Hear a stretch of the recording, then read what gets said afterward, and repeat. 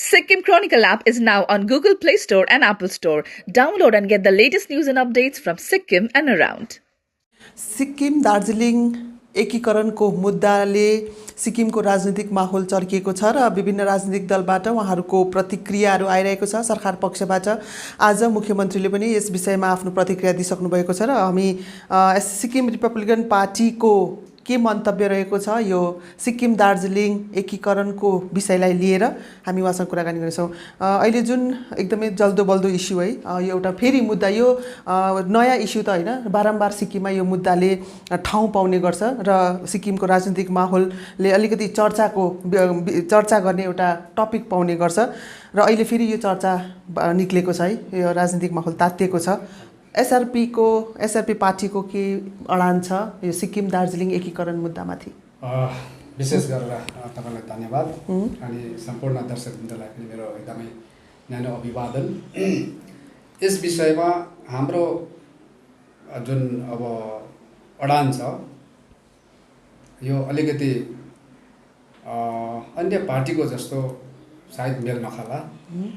हाम्रो चाहिँ के छ भने यसमा हेराइ चाहिँ उहाँ एउटा पोलिटिकल पार्टी हो, चाहे रेजिस्टर होस् चाहे नहोस्, चाहे चुनावमा लडोस् चाहे नलडोस्, त्योसँग सरकार छैन, जनमत होस् या नहोस्, एउटा पार्टीले आफ्नो अडान आफ्नो पार्टीको एजेन्डा राखेको र उहाँले लोकतन्त्रमा प्रजातान्त्रिक प्रणालीमा चल्ने जहाँ देश छ हाम्रो भारत है, मल्टी पार्टी डेमोक्रेसी हो, उहाँले आफ्नो कुराहरू कहीँ पनि कुनै पनि सरकारी निकायमा राख्न सक्छ, चाहे प्रधानमन्त्रीलाई, चाहे राष्ट्रपतिलाई, चाहे गृह मन्त्रालयमा, चाहे गभर्नरलाई, कहीँ पनि।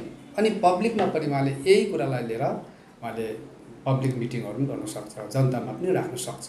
यो लोकतन्त्रले दिएको अधिकार हो। यो उहाँको संवैधानिक अधिकार मान्नुहुन्छ तपाईँ? मतलब उहाँले राख्ने अधिकार चाहिँ हो।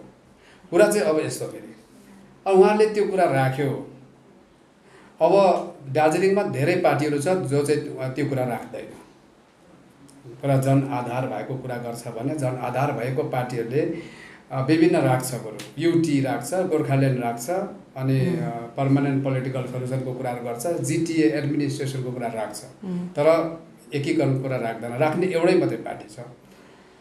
अब यसले के बुझाउँछ भन्दाखेरि दार्जिलिङको ज्यादातर पोलिटिकल पार्टी जनताहरू अहिले यो कुराको लागि उहाँहरू त्यति गम्भीर छैनन् हैन। खालि एउटा पार्टी मात्रै छ यो कुरा लिएर उहाँले पार्टी गठन गरेको छ र कसैको पार्टीलाई, कसैको दर्शनलाई अथवा कार्यक्रमलाई अथवा एजेन्डालाई हामीले सिधा कुनै तपाईँको तीखो प्रतिक्रिया गर्नु छैन। सम्पूर्ण पार्टीको आफ्नो आफ्नो एजेन्डा हुन्छ, सम्पूर्ण पार्टी संविधानको आधारमै गठन भएको हुन्छ, सबै पार्टीको यहाँ सम्मान छ। र अब अर्को कुरा के छ भन्दाखेरि अब यो जुन चाहिँ एकीकरणको कुरा छ, यो कुनै पनि सरकारी निकायबाट, केन्द्र सरकारको कुनै पनि मिनिस्ट्रीबाट, कुनै पनि संवैधानिक उच्च पदबाट यो आएको स्टेटमेन्ट होइन। यदि त्यसबाट उनीहरूले हामी यसमा सोच्दैछौँ, काम गर्दैछौँ भन्यो भने चाहिँ अनि सिक्किमको जनताले के गर्ने? यहाँ एकजना दुईजना व्यक्तिले भनेर पनि हुनेवाला छैन। एकजना दुईजना व्यक्तिले छेकदाम छेकिने कुराहरू होइन। यो म तपाईँलाई वास्तविक त प्र्याक्टिकल कुराहरू गर्छु। कसैलाई जनतालाई तपाईँको आफ्नो पक्ष गर्नुलाई चाहिँ तपाईँको हामी चाहिँ जनतालाई त्यो सेलकै भन्ने कुरा चाहिँ हाम्रोबाट छैन। हेर्नुहोस्, हामी प्र्याक्टिकल कुरा गर्छु। त्यो चाहिँ के हो भने कुनै पनि राज्यलाई अल्टर गर्नु, कुनै पनि राज्यलाई बाइफर्केट गर्नु अथवा दुई भाग बनाउनु, दुईटा स्टेट बनाउनु र त्यो राज्यको नाम पनि परिवर्तन गर्नु जस्तो संवेदनशील कुराहरूलाई लिएर भारतको संविधानको भाग 1 को धारा 3 ले चाहिँ सिधा सेन्ट्रल गभर्मेन्ट पार्लियामेन्टलाई सिम्पल मेजोरिटीलाई यो निर्णय लिन सक्छ भनेर पावर दिएको छ। अब कुरा आउँछ कि त्यो त उहाँले राख्नुभयो गोराङ्गाले। अब सिक्किममा पनि हामी छौँ, प्रजाहरू छौँ, नेता छ, हाम्रो जनमत दिएर बनाएको सरकार छ। अब सरकार र हामी प्रजाहरूको पनि केन्द्र सरकारले ओपिनियन माग्छ। किन भन्दा सायद मान्छेले हामीलाई यसको जवाब दिन्छ होला, अनि जम्मू कश्मीरको त ओपिनियन लिएन त, नजर बन्द गरेर त होइन, उनीहरूले त 370 हटायो त भन्छ। त्यस्तो होइन। जुन राज्यलाई लिएर देशलाई खतरा छ होइन, सीमा सुरक्षाको कुरा छ, एकता र अखण्डताको कुरा छ, त्यहाँ कतै आँच आउँदैछ भने त्यति बेला चाहिँ गभर्मेन्ट अफ इन्डियाले आफ्नो सम्पूर्ण ल एन्ड अर्डर होइन मतलब के अरे आफ्नो पुलिस फोर्स बल सबै लगाएर आफ्नो अधिकार प्रयोग गरेर नेता र जनतालाई पनि नजरबन्द गरेर उसले त्यो डिसिजन लिन सक्छ। तर यहाँ त्यस्तो कुनै समस्या भएको छैन, यहाँ कुनै एन्टी नेसन एक्टिभिटी भएको छैन, यहाँ कुनै ढुङ्गा हान्ने कामहरू भएको छैन, यहाँ कोही विदेशको झन्डा फरेको छैन, यहाँ शान्ति छ एक प्रकारले। यति बेला चाहिँ केन्द्र सरकारले यदि त्यो राज्य घटाउने बढाउने निर्णय लिन्छ भने चाहिँ त्यो राज्यको जनताको ओपिनियन लिन्छ।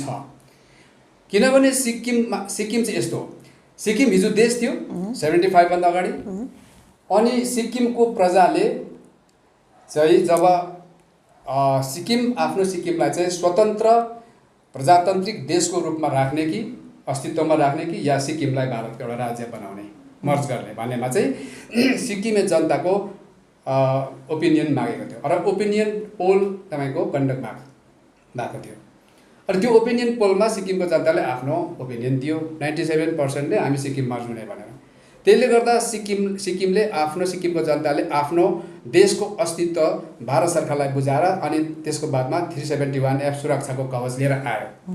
त्यसकारण 371F को कारणले पनि सिक्किम 75 मा मात्रै भारतको अङ्ग भएको, त्यो पनि ओपिनियन पोल कन्डक्टबाट भएको, त्यसले गर्दा के अरे जनमत सङ्ग्रहबाट भएकोले गर्दा अब सिक्किमको साइज बढ्ने या घट्ने या तपाईँको के गर्ने यसको कुरामा चाहिँ सिक्किमको सरकार र जनतासँग सिक्किमको केन्द्र सरकारले राय माग्छ। अब सिक्किमको जनतामाथि डिपेन्ड गर्छ। हेर्नुहोस्, लोकतन्त्र प्रजातन्त्रमा जनता नै सर्वोपरि हो, जनताको चाहना जनताको इच्छा शक्ति नै सर्वोपरि हो। राजाले पनि छेक्नु सकेन जनताको इच्छा हुँदाखेरि चाहिँ, त्यसले गर्दा जनता सर्वोपरि हो।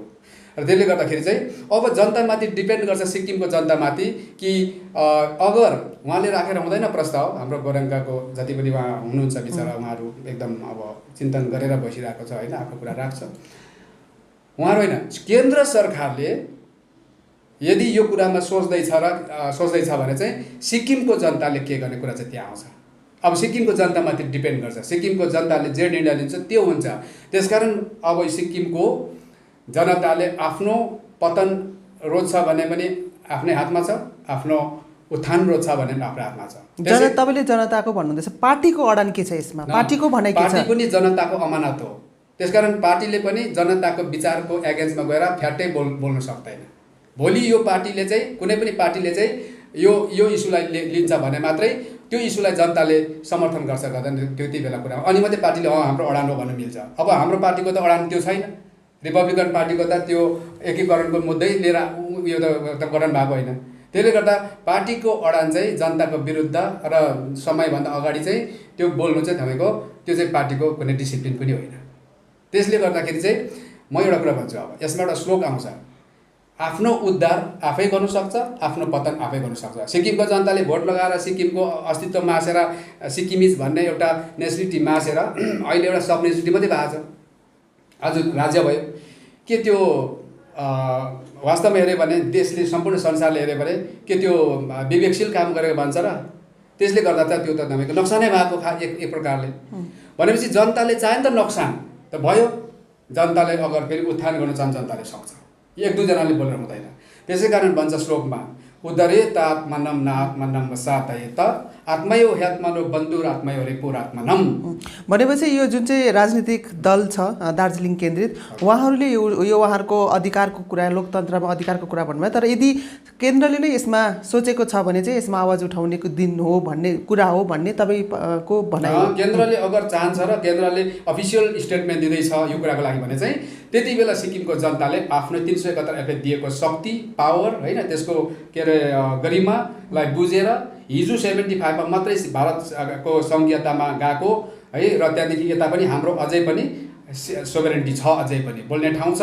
भारत सरकारले मात्रै निर्णय लिनु सक्दैन अरू राज्य जस्तो भन्ने प्रकारको सचेत र त्यो खालको आफ्नोमा के अरे उसकोमा राजनीतिक ज्ञान छ भने चाहिँ त्यति बेला चाहिँ के गर्ने सिक्किमको जनताले र नेताले त्यति बेला चाहिँ भारत सरकारलाई रिप्रेजेन्ट गर्नु पर्यो। तपाईँहरूले हाम्रो कन्सेन्ट बिना र हाम्रो ओपिनियन बिना तपाईँहरूले अरू राज्यलाई जस्तो तपाईँ निर्णय लिन सक्दैन।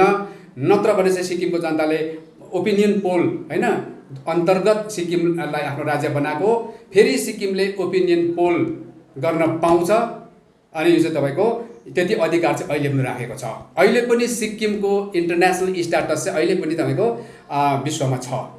यो चाहिँ 1950 को ट्रिटीले पनि बताउँछ, यो चाहिँ 371 F ले पनि स्पष्ट बताएको छ। किन सिक्किमको जति पनि व्यवस्थाहरू हैन, जति पनि कानुनहरू जस्तो छ आजको भारतको संविधानको एगेन्स्ट के अरे विपरीत छ, तर पनि यसलाई किन चल्नु दियो भन्दाखेरि चाहिँ 371 F ले यसरी चाहिँ पावर दिएको छ, सिक्किमको सुरक्षा गरेको छ। सिक्किमको सुरक्षा। त्यसले गर्दाखेरि चाहिँ अहिले पनि सिक्किमको जनतामा त्यो अब ताकत छ र त्यसकारण सिक्किमको जनताले चाह्यो भने होइन हुनसक्छ, फेरि सिक्किमको जनताले चाहे मात्रै हुँदैन, फेरि केन्द्र सरकारले जब समय कुरालाई यसरी लिँदैन, सिक्किमको जनताले होइन हाम्रो फर्काइदेऊ न भन्दा पनि हुँदैन हो। भनेपछि यो विषय तपाईँको जति पनि भनाइमा यो विषय पूर्ण रूपमा केन्द्र सरकारको हातमा छ र यो हुने नहुने सिक्किमे जनताको हातमा छ। हुन्छ, धन्यवाद तपाईँलाई, थ्याङ्क यू।